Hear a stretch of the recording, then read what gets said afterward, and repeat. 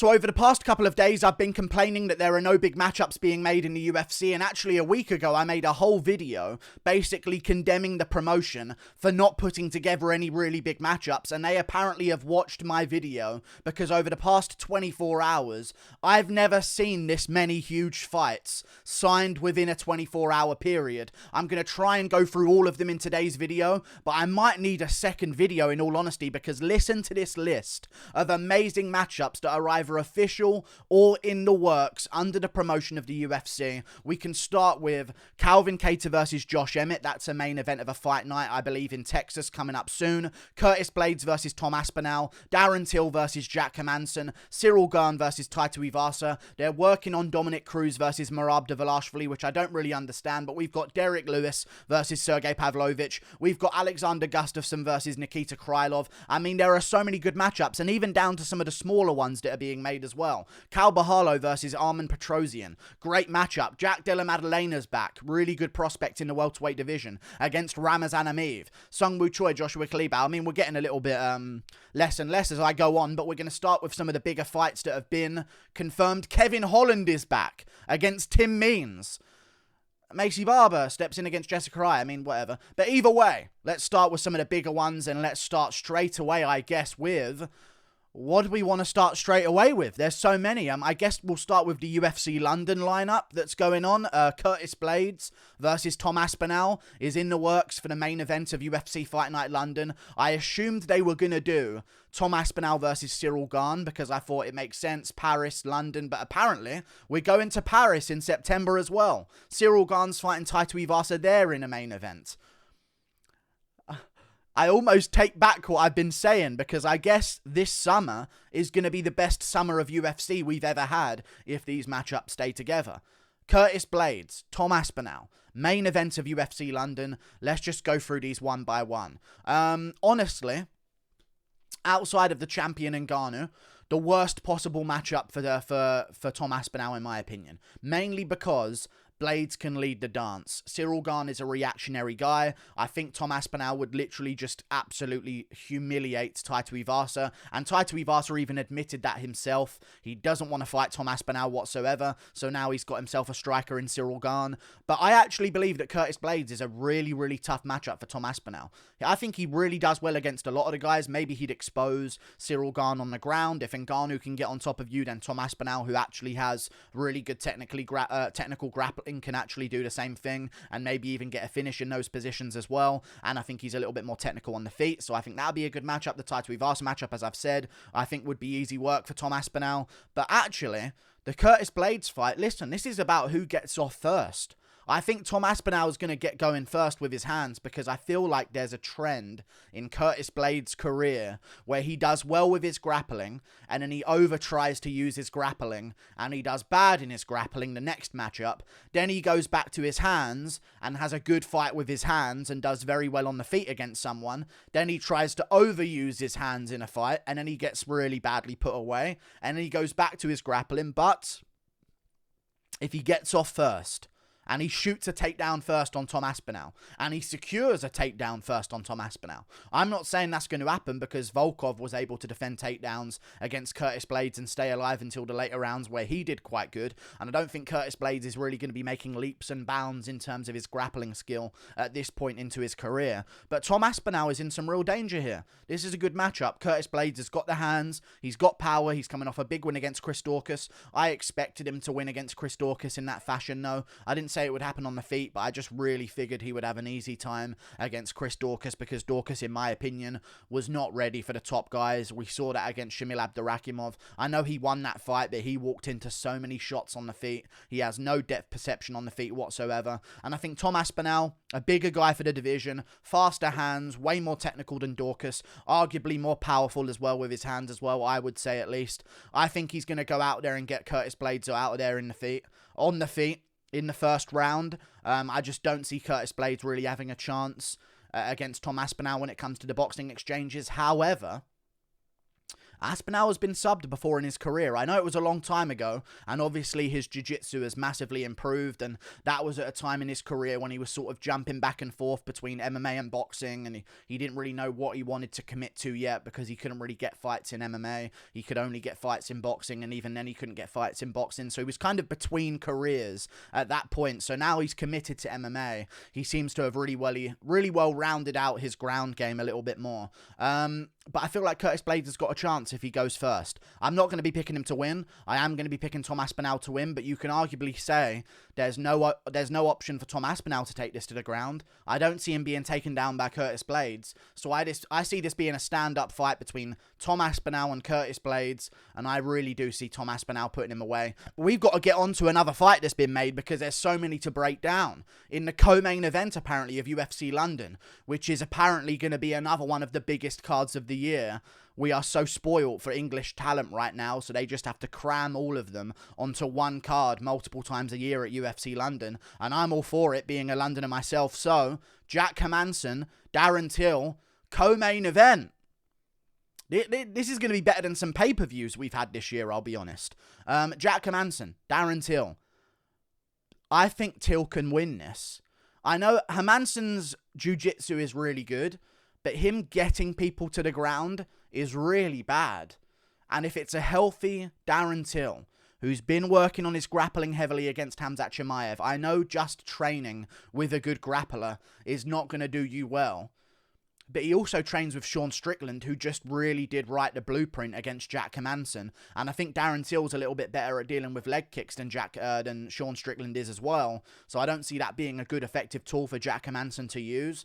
So I will side with Darren Till in this matchup. I think earlier on I was leaning towards Jack Hermansson, but the more I watch Jack Hermansson's career, I mean, if we get a Darren Till who's healthy and in shape, I think I might want to wait until a couple of weeks closer to the matchup before I actually give my predictions. I need to see if Darren Till's in really good shape, because in hindsight, in the build-up to that Brunson fight, I mean, I believe there's a Schmo interview, and if you can just see that Darren Till is in terrible shape for that Derek Brunson fight, didn't have like any muscle definition on his body whatsoever. It was actually kind of an embarrassment, I'll be honest.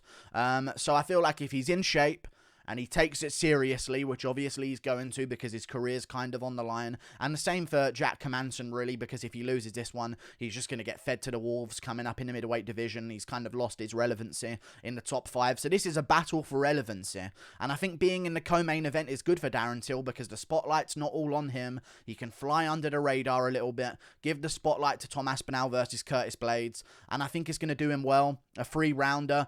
If Edmund Shabazian can win the first round against Jack Hermansson easily on the feet and stuff the takedowns, and also almost win the second round. If you go back and watch that second round again, he almost won that round. If he would have landed a couple more ground and pound shots towards the end of round 2, he arguably could win that second round against Jack Hermansson, although he did get 10-8'd in the third pretty much. I reckon Darren Till can go one over what Shabazian did and get this one done against Jack Hermansson. He's younger in his career. Hermansson's been around for a while. He's an older guy now as well. I feel like the blueprint has kind of been written, and I think Chimaev, who also has trained with Hermansson, and Strickland, who also has trained with Hermansson, Till speaks to these people.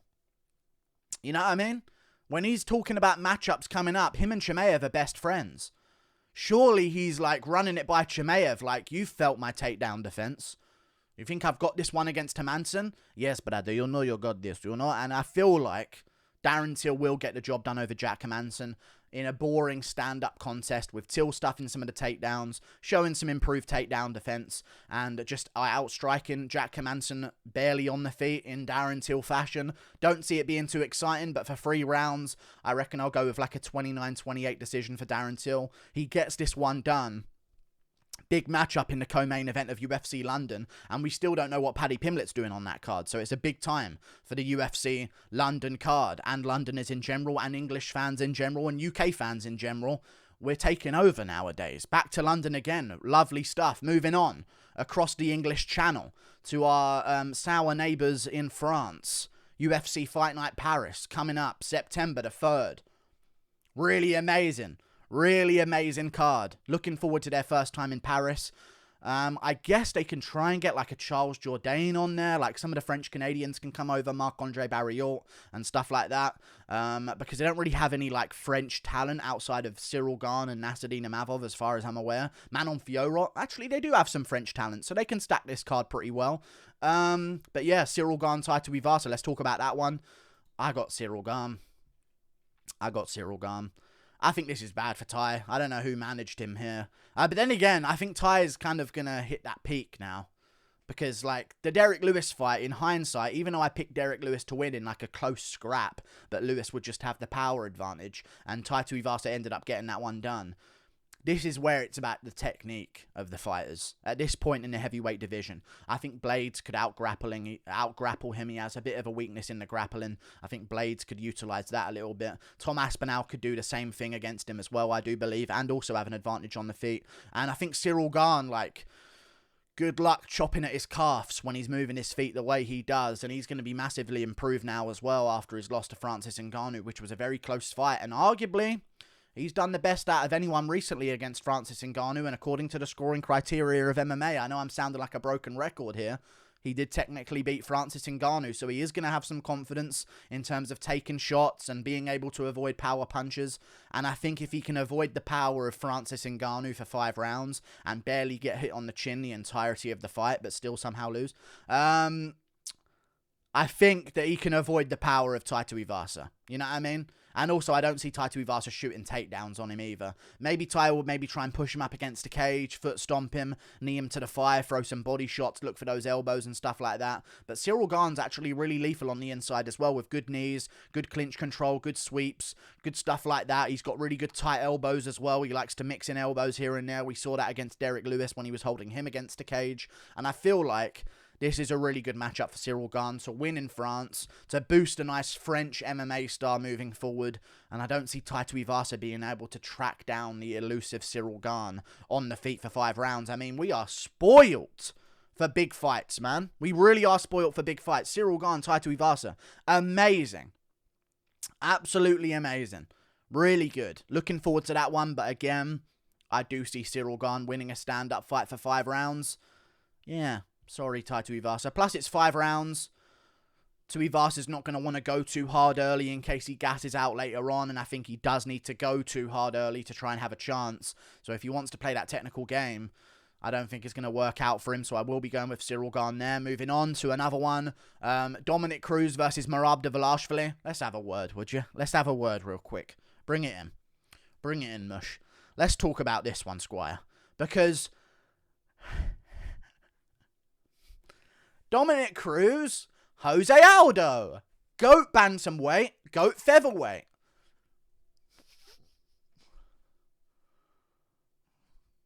Why not? Like, I thought that was like a gimme. Like, oh yeah, easy. Let's just do Aldo versus Cruz. It's easy. Easy matchup to make. And now we hear from Ariel Helwani, they're looking to do Merab versus Dominic Cruz, which is equally an interesting matchup.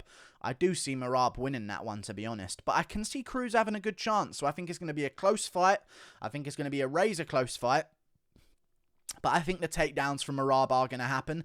Even if Dominic Cruz gets back up to his feet, they're still going to be a part of the fight that the judges are going to look into if it is very close other than those moments. So I do see Merab being able to take him down. Dominic Cruz is not going to be as explosive as he was earlier in his career. Not as athletic as he was earlier in his career either. So I can see him actually beating Merab Dvalishvili. But don't count out Dominic Cruz in this matchup. Do not count him out. I just don't see him winning. But Dominic Cruz takes bouts for a reason. You know what I mean? He came back against Casey Kenny of all people, because he saw him as a flawed number 15 guy in the world at the time that maybe shouldn't have been ranked at number 15, which we found out in hindsight to be true. And that's why he jumped on that sort of opportunity against Casey Kenny. I'll get a ranked opponent. In my mind, looking at his game, I know he's not a complete fighter. I know he's not good enough to compete at the top level. So I'll come back after a while off, beat him in a close fight, which I think he quite clearly won 29-28. And he came back against Pedro Munoz. I believed in him again as an underdog this time. And you can tell Cruz knows what he's getting himself into. But I don't think he's going to be able to stop the relentlessness of Merab Dvalishvili. I would have loved his chances a little bit more in a 5-rounder. However, we don't know if this is a 5-rounder or a 3-rounder, so Merab does a lot of work. He does a lot of hustle, a lot of work. So that actually might change my decision on what I'm picking here. Because a 5-rounder Cruz versus Merab fight, I don't see Merab finishing him. So I could see a nice little Cruz upset in the later rounds if Merab goes too hard early on and invests so much into the takedowns, because even in some earlier fights of Merab's career, we have seen him slow down in that 3rd round, like against Ricky Simone. He ended up getting caught in a guillotine. I think Simone like almost won the 2nd round against Merab as well. So you know that Dominic Cruz is liking his chances there. I just think if I was Dominic Cruz, I'd be looking for a 5-rounder. We don't know where it's going to be yet, but I actually don't mind the idea of it being a 5-rounder, to be honest. It's not the biggest fight in the world. But at the same time, we need main events coming up soon. We have like no main events in June. So if we could get one of these main events in June, like Dominic Cruz versus Merab Dvalishvili, I don't mind Dominic Cruz's chances. But in a 3-rounder, I'll comfortably pick Merab Dvalishvili. That's going to be my take on that right now before I get into the nitty-gritty of the fight and really start breaking down the intricacies of the contest. But we've got other matchups. Calvin Kattar versus Josh Emmett.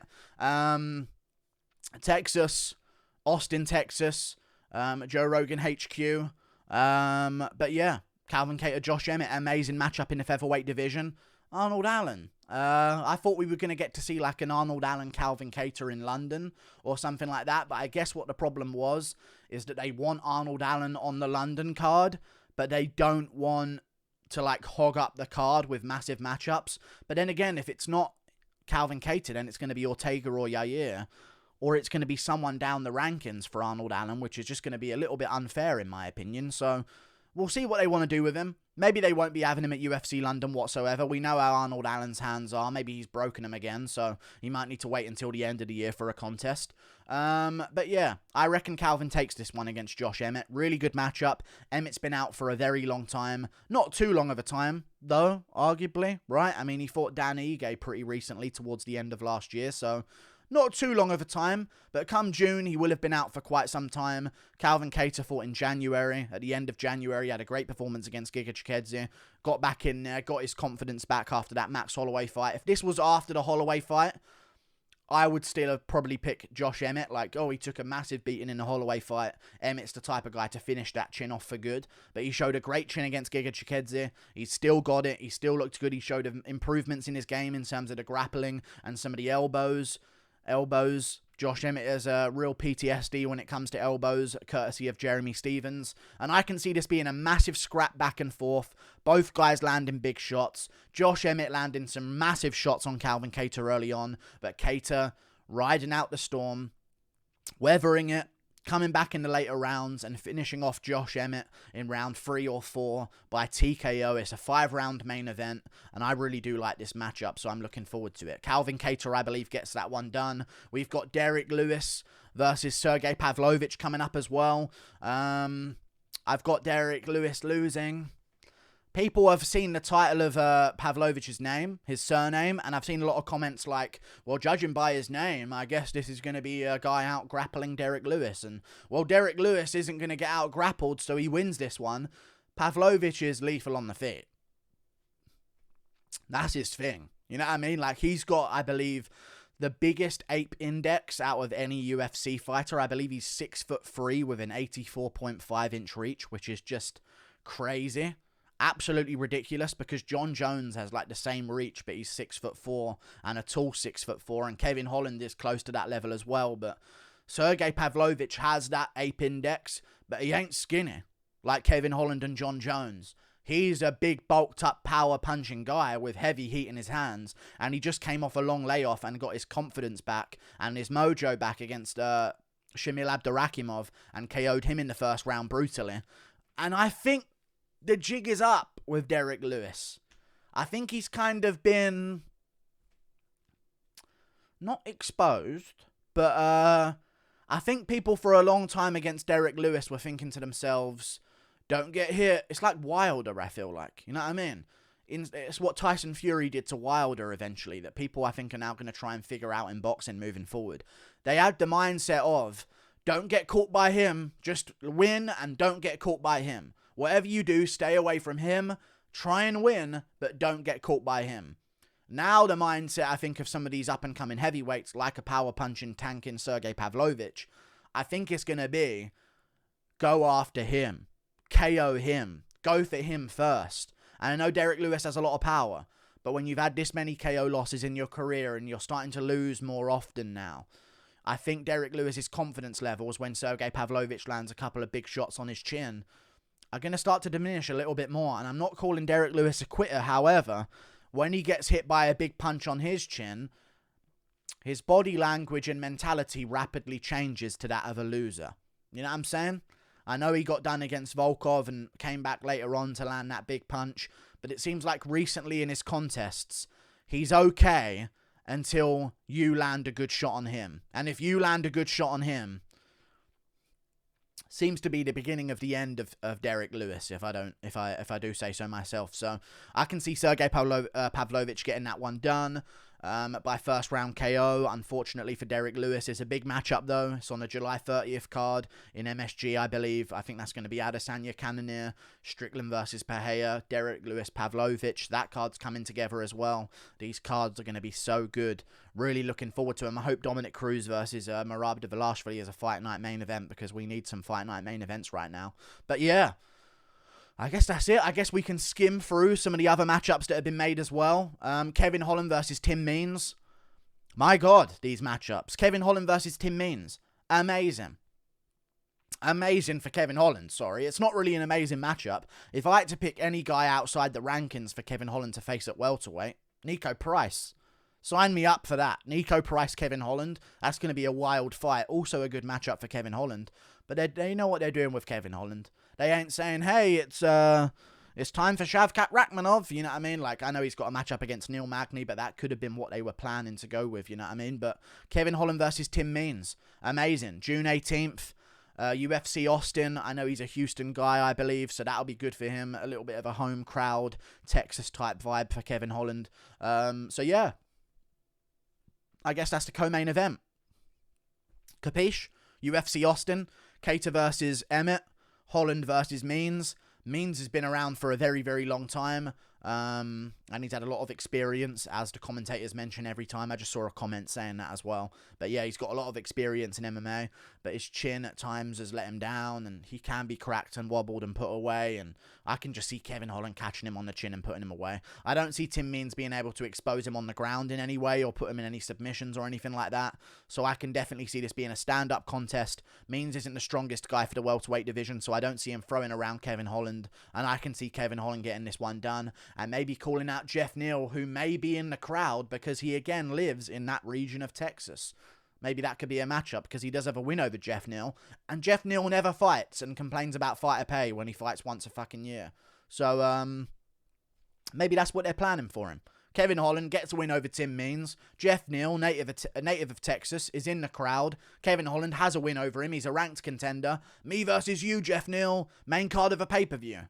Sign me up. That'd be good. That'd be a really good matchup. But yeah, I think Kevin Holland wins that one. The UFC know what they're doing by setting him up with these matchups. Very winnable fight for him against a decent name that people know of. That's not really a can, because he has a chance. I will be picking Kevin Lee. I expect him to be a big favourite. Macy Barber steps up against Jessica Rai. Good for her. Let's move on. Kang Hyo Kang versus Dana Batgarel. I will be going with Dana Batgarel. Kang Hyo Kang's pretty garbage. But Batgarel did just get KO'd, but he's old, so he wants to get back in there. Kang Hyo Kang's trash anyway. They're Asian. They're on the Singapore card. Basically how it works. Sung Woo Choi versus Joshua Kalibao got added to the Singapore card as well. That's a good matchup. I actually could see Sung Woo Choi winning this one, because Joshua Kalibao doesn't have grappling, really. It's one of his weaknesses, so he's going to try and have a stand-up fight against Sung Woo Choi. So I can see Sung Woo Choi winning that fight quite comfortably, not having to worry about the grappling of anyone. So I can see Sung Woo Choi getting that one done. And also Jack Della Maddalena versus Ramazan Emeev. I see him getting that one done as well, Jack Della Maddalena. Ramazan Emeev is good. I thought he got robbed against Danny Roberts, but at the same time, don't make it close against Danny Roberts if you're some legendary Dagestani guy. You know what I mean? Don't make it close against Danny Roberts. I mean, he won clearly 30-27. It's one of the worst robberies of all time. I think my reaction to that robbery is somewhere on YouTube as well as a clip. But Don't make it close against Danny Roberts is all I'll say. Jack Della Maddalena's way better than him, and I think he's going to smoke him Eve. In a competitive early round, start taking over in the second, and then maybe like a late second or third round TKO win for Jack Della Maddalena. He showed great grappling defense on the Contender Series. No one's been able to take him down so far. I know he's only just had his debut, I believe, but this is a good step up for him against a decently good name. I just think he gets this one done. Great grappling defense, solid chin, good composure. I think he'll be good. Early prelims, I reckon they'll probably have the early prelims for like that tournament thing going on Fight Pass. Then the prelims, that's probably going to be the headliner or something like that. So I do see Jack Della Maddalena getting this one done. And he's from Australia, so for him, he's not really going away from home too much compared to most people that you would assume. You know, most white people in the world, like them going to Singapore is like, Jesus, that's a fucking long way away. But for Jack Della Maddalena being from Australia as a white guy, works out for him because it's only a couple of hours of flight, I would imagine. I'm not too sure about the flight times, but geographical-wise, it's all in Oceania, you know what I mean? So I reckon he'll get that one done, geographical-wise. Jesus Christ. Cal Bahalo versus Armen Petrosian. I don't know what I tried to describe in terms of flight times. That felt like a minefield. Cal Bahalo versus Armen Petrosian. I'm going with Cal Bahalo. Grappling advantage. I think both guys are good on the feet. Both guys are kind of equally good on the feet. Cal Bahalo's a lot bigger than Armen Petrosian. Cal Bahalo's like a Gregory Rodriguez-sized middleweight, so we saw the size difference there. Armen Petrosian has a much lesser reach as well. A much lesser reach. He's coming off a much more damaging bout where he got rocked a couple of times by Gregory Rodriguez. I actually think he did edge out that fight in the third round and the second round, I believe. No. The first and third, maybe? Whatever it was. I thought he got 2 rounds barely against Gregory Rodriguez, even though people didn't agree with the decision. But Cal Bahalo just beat Omar Gadziev dominantly. I know he had that bit of controversy at the end, but before that, let's not forget the performance. He had an amazing performance. So, yeah. I'm out of breath with all these matchups. Jesus. Cal Bahalo, grappling advantage, massively. I think he'll impose that, and he's equally a threat on the feet, arguably, as well. Massive reach, massive size advantage. Cal Bahalo gets that one done. Taken less damage recently as well, just to top it all in his favour. And some other matchups. Alexander Gustafsson versus Nikita Krylov's on UFC London. My God, Jesus, the UFC London card. I'm going Krylov. Sorry, Gus. Krylov's got good grappling when he's not fighting Paul Craig. And even against Paul Craig, let's not forget, he was dominating him until Paul Craig does what Paul Craig does and just subs someone out of nowhere after losing the entire time. And this comment says it best. Prime versus Prime would be a different story, but now I don't know for Gustafsson. I assume he means. So yeah, I agree with you, Just Josh. Alexander Gustafsson is going to lose.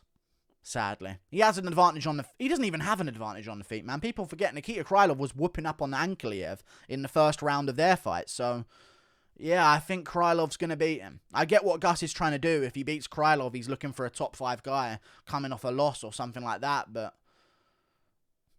Sorry, Gus. Not going to happen, I don't think. But respect for taking a tough matchup. Krylov gets it done, and he's still young. I think he's not even 30 yet, or he might just be 30 years of age. Still a very young guy. That's on the London card as well. Jesus.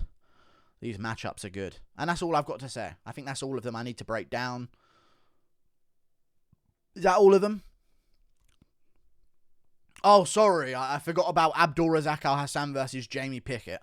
My bad. Abdulrazak Al-Hassan by KO. Let's go. Let's finish with the video there before I'm here forever. Like and subscribe. Thank you for watching. Click that button up there. Toodle pip. I'll see you later. Goodbye.